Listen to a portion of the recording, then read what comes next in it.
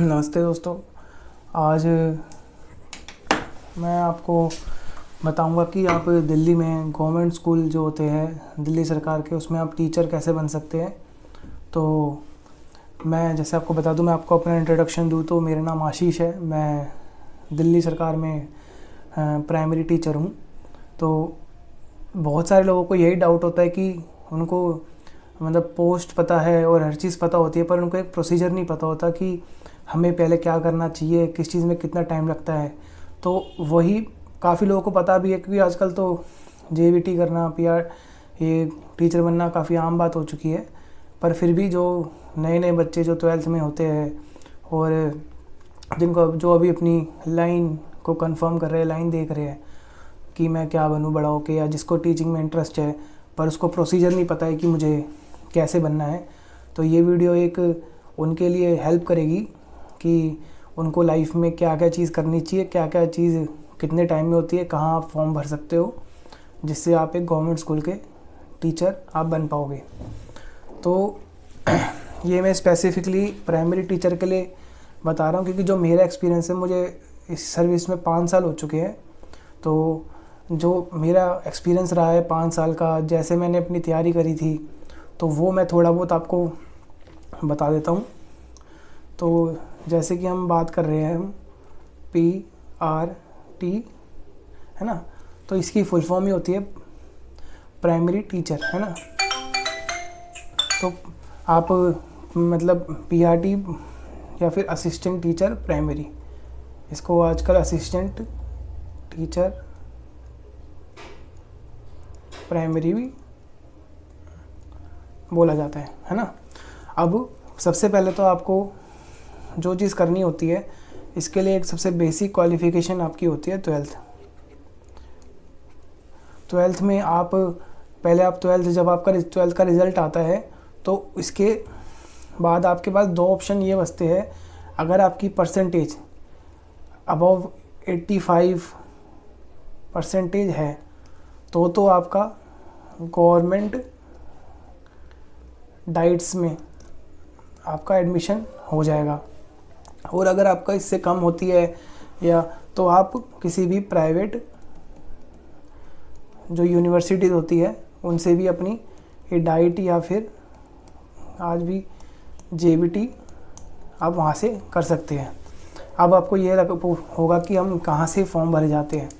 तो ये SCERT की साइट होती है, उस पर दोनों फॉर्म ही भरे जाते हैं आपके। एक गवर्नमेंट डाइट्स के भी फॉर्म भरे जाते हैं, और जो उनसे एफिलिएटेड प्राइवेट यूनिवर्सिटीज़ होती है जो डाइट करवाती है, तो वहाँ से भी आपका ये आप फॉर्म भरोगे। अगर आपकी नंबर अच्छे तो आपका नंबर गवर्नमेंट डाइट में आ जाएगा। अगर आपके नंबर 12th में अच्छे नहीं आए बाय चांस, तो आपका प्राइवेट यूनिवर्सिटीज़ जो कि इन्हीं से एफिलिएटेड होती हैं, इन्हीं की आप साइट्स पे देख सकते हो कि कौन सी इनसे एफिलिएटेड है, कहाँ से आप वो। पर आपको ये है कि आप चेक करके करना कि वो एफिलिएटेड है या नहीं है, क्योंकि फिर बाद में अगर आपका सिलेक्शन हो जाता है और आपको अगर डाइट आपकी एफिलिएटेड नहीं थी तो आपको प्रॉब्लम आ सकती है। तो आपने 12th करी, 12th के बेसिस पे अगर आपके नंबर अच्छे आए तो आपकी गवर्नमेंट डाइट में एडमिशन हो गया। बाई चांस अगर नंबर अच्छे नहीं आए तो आपको किसी भी प्राइवेट यूनिवर्सिटी या प्राइवेट जो डाइट होती है प्राइवेट वो करवाती है जेबीटी का ये है ना, तो वो आप DLED बोलते हैं, DLED भी जेबीटी को बोला जाता है ना। तो वो आप DLED करेंगे 12th के बेसिस पे। आपकी DLED होती है आपकी 2 साल की, 2 ईयर कोर्स है, 2 ईयर डिप्लोमा बोला जाता है। तो ये 2 साल आप 12th के बाद कर लोगे तो आपकी DLED कंप्लीट मानी जाएगी। इसमें भी आप ट्राई करिए कि आपके नंबर जितने ज़्यादा अच्छे आप स्कोर कर पाओ, वो आपके लिए बेनिफिशियल रहता है। आपकी जैसे अब 2 साल की DLED हो गई, अब आप क्वालिफाइड हो गए, अब आप जेबीटी आपकी हो गई है 2 साल की, 12th आपने करी ली है, ठीक है। अब आपका जो दूसरा मेन टारगेट होता है उसके बाद, वो होता है CTET का एग्ज़ाम जो कि जस्ट क्वालिफाइंग होता है नेचर में। उसमें होता है टोटल क्वेश्चंस जो होते हैं, टोटल मार्क्स जो आपके होते हैं, क्वेश्चंस भी इतने ही होते हैं 150, है ना। इसमें आपके टीचिंग पेडागोजी, इंग्लिश, हिंदी, ये सब टॉपिक्स आते हैं। और इसमें आपके क्वालिफाइंग नंबर जो आपको लाने पड़ते हैं, क्वालिफाइंग जो मार्क्स होते हैं इसमें वो होते हैं 90 मार्क्स, मतलब 60% आपको मार्क्स लाने हैं बस। और ये आपका पहले तो क्या होता था कि आपको हर साल 2 साल में करनी पड़ती थी कि आपकी वैलिड रहे, पर अब इन्होंने सीटेट में अब रूल चेंज हो चुका है कि अगर आपने एक बार सीटेट कर लिया तो वो आपका लाइफ टाइम वैलिड रहेगा। तो ये भी आपके लिए एक अच्छी बात है। अब एक और अपॉर्चुनिटी है कि ठीक है, आप एक बार अपना सीटेट क्वालिफाई करिए, आपकी फिर आपको दोबारा सीटेट करने की ज़रूरत नहीं है। एक बार करिए, क्वालिफाई हो गया, अब आप मेन चीज़ एग्ज़ाम के लिए रेडी हो। आपने 2 चीज़ अब आप कर ली है आपने, एक आपने अपना DLED कंप्लीट कर ली है ना, अब आपकी और आपने अपना सीटेट क्वालिफाई कर लिया है 90 मार्क्स अबव लाके। और इसी में क्या है, SC ST को थोड़े 5% की छूट मिल जाती है, तो उनको 82 पे क्वालिफाइड माना जाता है।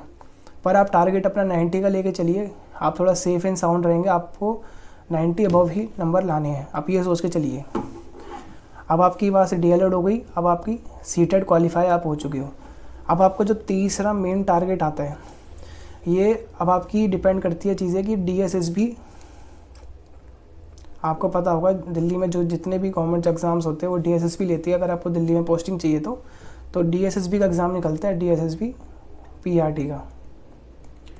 अभी 2000 थोड़े टाइम पहले, 1 साल पहले भी निकला था।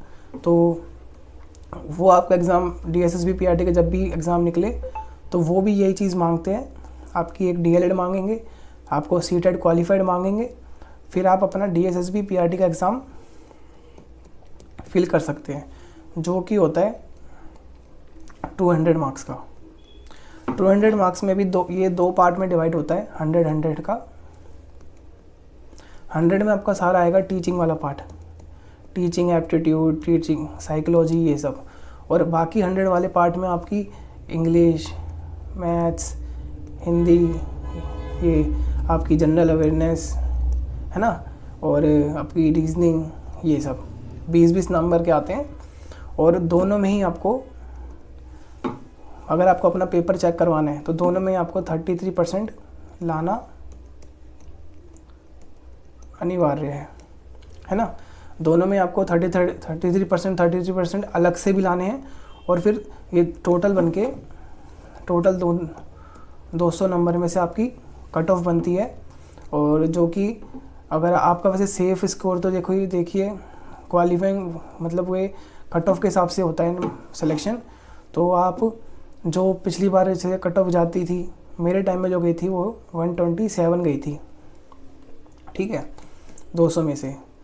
तो आपका टारगेट यही होना चाहिए कि 150 का, जैसे आप जब भी आप प्री मॉक टेस्ट लगाए किसी भी एग्ज़ाम का या जो भी सेल्फ, पहली बात तो आप इतने का 140-150 का टारगेट रखिए कि ऐसा है कि आपको भी खुद को भी कॉन्फिडेंस रहेगा, और आपको ऐसा भी रहेगा कि हाँ कि मैं मतलब एक तैयारी भी आप उस लेवल की रखिए कि आप ऐसे 1-2 नंबर में ना रहे।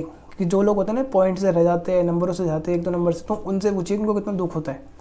तो उस कैटेगरी में आप आओ मत, आप अपना सेफ पढ़ाई करके चलो, अच्छे 140-150 का टारगेट लेके चलो कि आप बाद में अगर कुछ दिक्कत भी होती है 1-2 नंबर की तो आप सेफ रहो, आपका सिलेक्शन कन्फर्म रहे, ठीक है। तो अब DSSB में जब आप PRT का एग्ज़ाम भरोगे तो आपके सामने एक प्रॉब्लम ये आएगी कि आप तैयारी कहाँ से करें। देखिए टीचिंग वाले पार्ट तो के लिए आपको बुक्स बहुत मिलेंगी, है ना। आप मार्केट में जाके बुक्स पूछोगे तो आपको इतनी बुक्स मिल जाएंगी कि आप पढ़ भी नहीं पाओगे आपके एग्ज़ाम से पहले। पर टीचिंग में बस ये है कि आप जितने क्वेश्चन सॉल्व करोगे,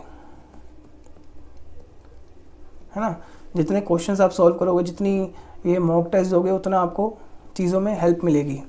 और वहीं आपको अगर जो दूसरा 200 पार्ट वाला पार्ट है जिसमें इंग्लिश, हिंदी, ये सब आता है, उसके लिए आप ना इससे मतलब सिर्फ PRT पे डिपेंड मत रहिए, DSSB पे।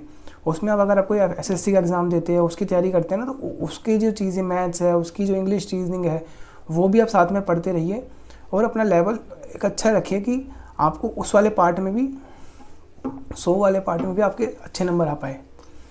तो जितने मेन बस यही कि एक तो आप लगाइए डेली मॉक टेस्ट, है ना, और सारे जो प्रीवियस ईयर पेपर हुए थे अभी तक PRT के, आप वो कर लेंगे तो आपको और हेल्प मिलेगी कि कैसा एग्ज़ाम आता है, क्योंकि हमारे टाइम में 2019 में थोड़ा बहुत पैटर्न चेंज हो गया था। पहले तो क्या सीधे सीधे क्वेश्चंस आते थे, नीचे 4 ऑप्शन होते थे, उसमें से आप एक टिक लगाइए तो आपका ठीक है वो क्वेश्चन हो गया आपका।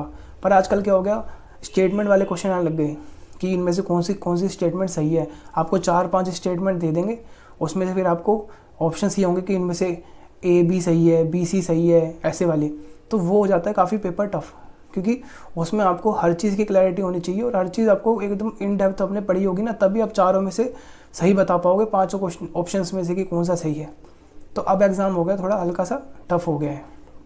तो प्रीवियस ईयर करोगे तो आपकी क्लैरिटी बनी रहेगी, और मॉक टेस्ट करोगे तो वही आपकी स्किल बनेगी, आपको एग्ज़ाम देने का वो तरीका मिलेगा, आपको समझ आएगा कि एग्ज़ाम में को कैसे अटैम्प्ट करना है वो सब।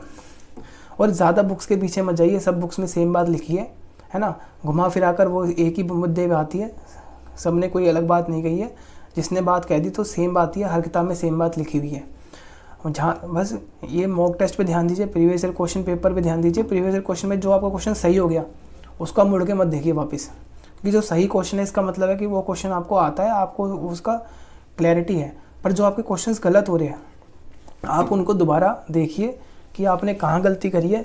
अगर कोई मैथ्स का टॉपिक है, अगर आपका वो वाले क्वेश्चन गलत हो रहे हैं तो सिर्फ आपको उस टॉपिक पे ज़्यादा फोकस करना है कि मेरा ये वाला क्वेश्चन गलत हो रहा है, मेरे को इस टॉपिक में को समझ नहीं आता, तो उस टॉपिक पे ज़्यादा ध्यान दीजिए। जो आपको चीज़ें आती है वो तो आती है, पर जो चीज़ नहीं आती उस पर फोकस रखिए, तो आपका एग्ज़ाम क्लियर होगा। तो बस सिंपल सी है, बस ये आपको 3 स्टेप करने होते हैं। 12th करिए, 12th के बाद आपको करनी है DL.ED के बाद आपको करना है CTET क्वालिफाई, फिर आप एलिजिबल हो जाओगे कि कोई भी कॉम्पिटिटिव मतलब अपना PRT वाला एग्ज़ाम देने के लिए। फिर जब भी DSSB PRT की भर्ती निकले आप अपना फॉर्म फिल कीजिए, पूरी तैयारी के साथ जाइए, पॉजिटिव रहिए, और इतना कोई टेंशन लेने वाली बात नहीं, एग्ज़ाम निकल जाते हैं। अपना तैयारी सही से रखिए, और वही है, पॉजिटिव रहोगे तो अच्छा रिजल्ट आता है। और भीड़ से मत डरिए। पहली बात, एग्ज़ाम सेंटर के बाद जितने भी लोग खड़े होते हैं ना, वो एक भीड़ है, उसमें से 90% लोग आपका कंपटीशन भी नहीं है, वो बस एक फॉर्म फिल करते हैं और एग्ज़ाम देने आ जाते हैं।